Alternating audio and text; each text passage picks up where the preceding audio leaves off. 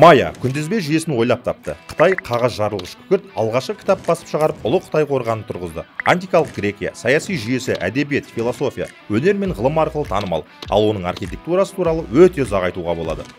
Міне, көріп тұрсыздар, ежелгі өркениеттер қызыққан адамға көптеген құпия мен жұмбаққа тұнып тұр. Олар білім мен ғылым саласында өте көп мұра қалдырды. Енді осы ежелгі өркениеттердің қайсының жетістігі мен әлемге қосқан үлесі бойынша ерекше атауға болады. Басқалардан бөлек ғылым мен білімге әсіресе көп үлес жасаған ежелгі Мысыр мен Рим империясы.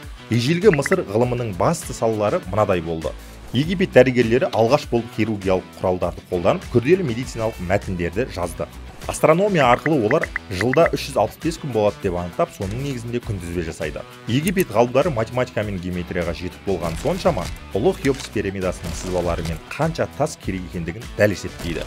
Оған қоса басқа да күрделі архитектуралық жобаларды жүзеге асырады.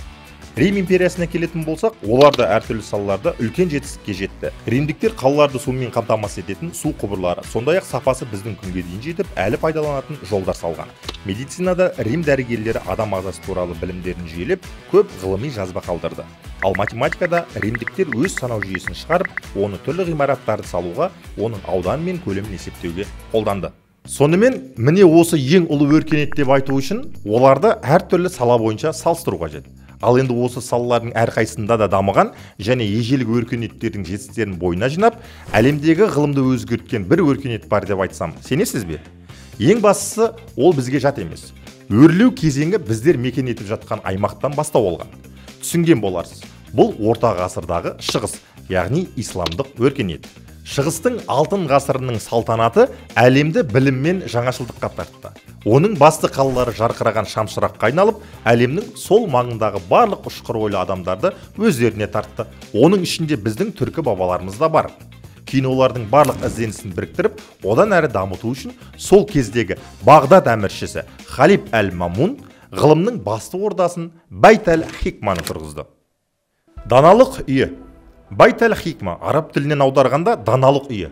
Ол 820 жылдары салынып, шығыстың алтын ғасырының ең үлкен интеллектуалдық және ғылыми зерттеу орталығы болды десек те артық емес. Бұл жерде сол кездегі ең таңдаулы ғалымдар, аудармашылар және философтар бір шаңырақ астына жиналды.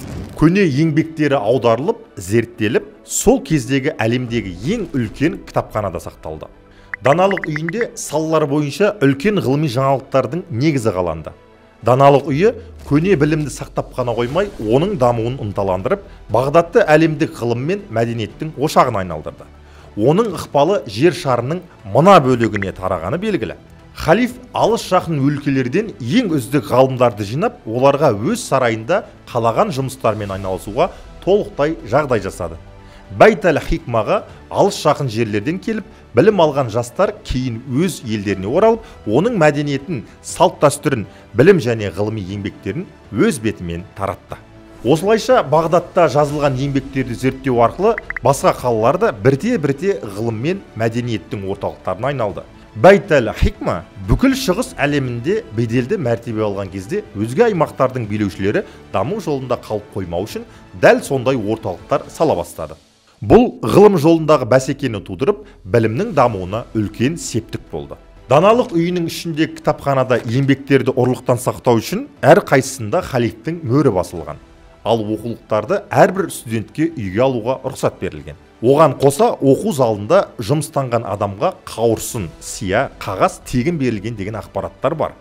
Халиф әл-Мамунның бұйрығымен түрлі елге жіберілген елшілердің тек бір мақсаты болды. Ол шетелден баға жетпес құнды кітаптарды алдырту. Бағдатқа жіберілген үлкен коллекциялар 100 түйеден асатын керуен құраған. Ал кей деректері бойынша даналық үйін салуға жұмсалған қаржы 200 000 динардың көлемінде болған екен. Айтпақшы бір қызық дерек. Даналық үйінің әлемге ықпалы әлі де мықты. Мысалға, франциялық Ubisoft бұл компьютер ойындарын шығаратын әлемдік компания. 2023 жылы, яғни былтыр өзінің ең атақты ойын сериясын Assassin's Creed'тің жаңа бөлімі Миражды шығарды. Бұл несімен ерекше? Бұндағы ойын сюжеті 9 ғасырдағы Бағдат қаласында өрбиді. Ал бір миссиясы толығымен даналық үйіне арналған. Ойыншыға квест орындаумен қатар дәуірдің тарихын да ашады.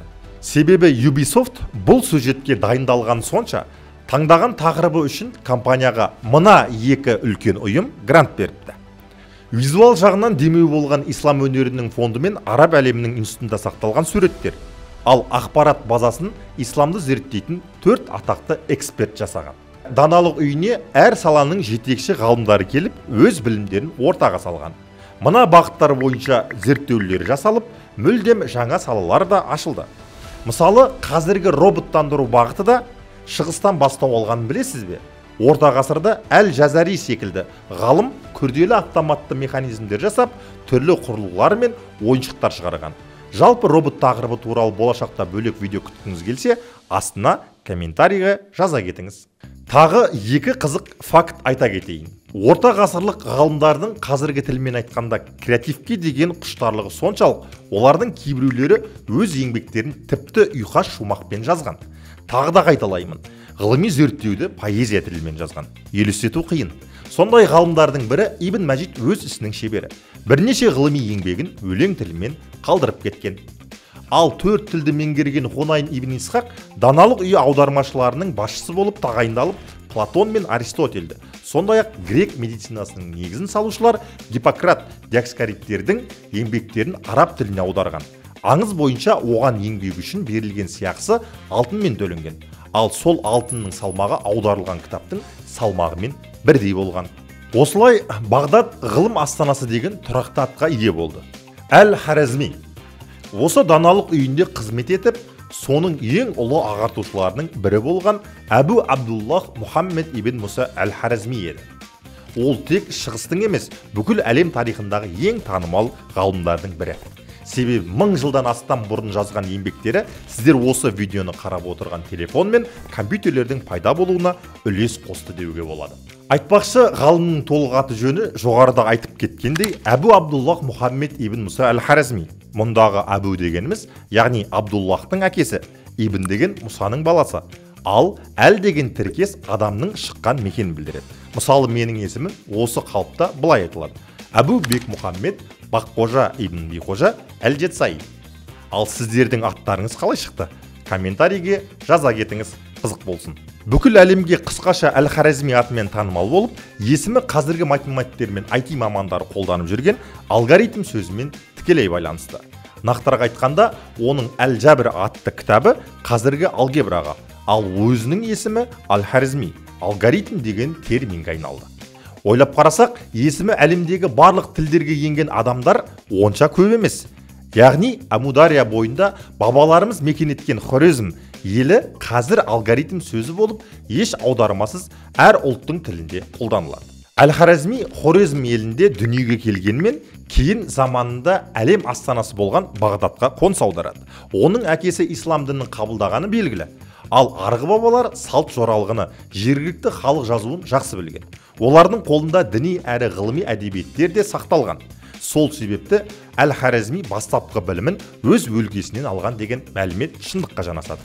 Бұл дегеніміз, әр бала білімді жанұясынан, туып өскен ортасынан бойына сіңіреді деген теорияның тағы бір дәлелі. Тәрбие тал бесіктен. Енді ең бастысы, Мұхаммед Әл-Харазмидің қалдырған еңбектері туралы айтсақ. Әрине, оның ғылыми мұрасы өте ауқымды және бір видеоға сыймайды. Бірақ біз қазір қысқаша ғана 4 маңызды бағытқа тоқталып кетеміз. Бірінші бағыт – жазған кітаптары. Зерттеушілердің ортақ пікірінше Әл-Харазми 9 кітап жазған, бірақ оның тек 7-еуі нақты белгілі. Әл-Хорезмидің мына басты еңбегі Оксфорд университетінің кітапханасында сақталған. Бұл қолжазба 1342 жылы көшірілген, ал арабша нұсқасы және ағылшын тіліндегі аудармасы екеуі бірге Лондонда басып шығарылған. Кітаптың өзі 3 бөлімнен тұрады. Тарихшылар бір ауыздан Әл-Харазмиге дейін теңдеулер математикадан елеулі орын алмаған, кездейсоқ ұғым болып келген дейді. Оның қосқан үлесі арқылы алгебра жеке пән болып математикадан бөлініп шықты. Толығырақ айтқанда, Әл-Харазмидің басты еңбегінің аты қазір экранда. Оның араб тілінен аудармасы толықтыру және теңдестіру арқылы есептеу туралы қысқаша кітап. Бұл еңбекте квадрат теңдеулерді және тағы бір қатар есептерді шешуге арналған ережелер жиналып, біраз кеңейтілген. Әлем мамандары мойындаған бұл еңбек қазіргі заманның алгебрасына бастама берген шығарма болып саналады. Алгебра сөзінің өзі осы кітаптағы теңдеулермен жасалатын амалдардың бірі Әл-Жабр, яғни алгебрадан келіп шыққан. Себебі кітап латын тілінен осындай атпен аударылып, қазіргі алгебра сөзі содан бастау алады. Атақты Омар Хайямның өзі еңбектерінде әлжабір мен алгебрашылар туралы талқылайды. Ол кезде шығыста заманауи алгебра ғылымы гүлденген кез еді. Зерттеуші Аманулла Файзуллаев өзінің Мұхаммед Хорезми еңбегінде әлжабір сөзі Еуропада батыс араб елдері арқылы өткен айтады. Сөйтіп ғасырлар өткеннен кейін Еуропада жаңа пән аты 15 ғасырдан бастап алгебра деп аталып кетті. Екінші бағыт картография және экспедициялары. Әрине, қай кезде де ғылыми зерттеулер жасау үшін қомақты ақша керек болды. Әл-Харазмидің даналық үйінде қызмет еткені оған көп саяхат жасауға мүмкіндік берді. Халиф бөлген қаражат арқылы ғылыми экспедициялар жасалып, оның ішінде алыстан ежелгі грек пен римдіктердің бағалы еңбектерін алып келді. Кейін оларды араб тіліне аудару үшін жаңағы Ибн Исхақ секілді сол дәуірдің үздік аудармашылары шақырылды. Осының бәрі сол кездің мемлекет басшылары ғылымға деген құрметі арқасында жүзеге асты. Әл-Харазмидің басшылығымен кітап жинау мақсатында жер жиһанды аралайтын маңызды 3 экспедиция ұйымдастырылды. Біріншісі үнді саны мен есептеу жүйесі туралы мәлімет жинап, кейінірек үнді есебі еңбегінде көрсетілген. Екінші сапардың аса ғылыми маңызы болмады. Ол Эфес қаласы маңында үңгірге байланысты туған мына аңызды зерттеу үшін халифаның арнайы тапсырмасымен ұйымдастырылды. Ал үшінші экспедиция Хазар мемлекетін ғылыми танымдық мақсатта зерттеуге арналған. Әл-Хорезмидің араб тіліндегі алғашқы географиялық еңбегі жер суреті кітабы еді.